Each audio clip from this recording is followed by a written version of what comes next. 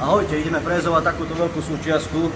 Je tam nejaká malá úprava a musíme ju položiť na základ na ten stôl. Dáme ju na 4 radekovky a ideme na to, dúfam, že sa nám to podarí.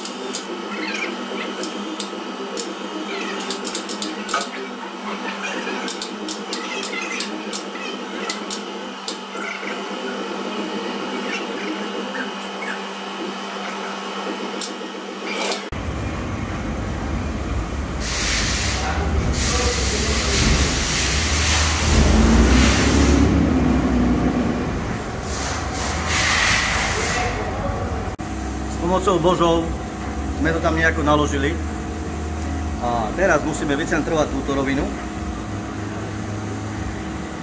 ako tak, a keď sa nám to podarí, tak musíme za tú rovinu vycentrovať a potom sa konečne pustíme do frezovania.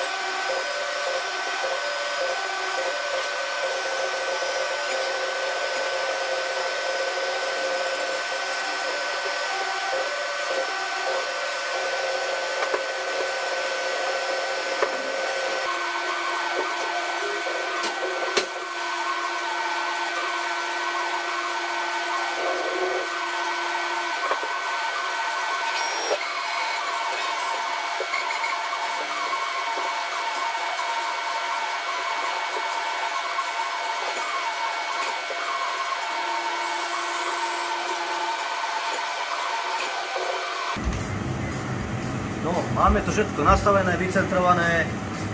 Ideme vyskúšať, či sme si to dobre nastavili, či nám to náhodou nenabúra. Takže ideme spustiť program.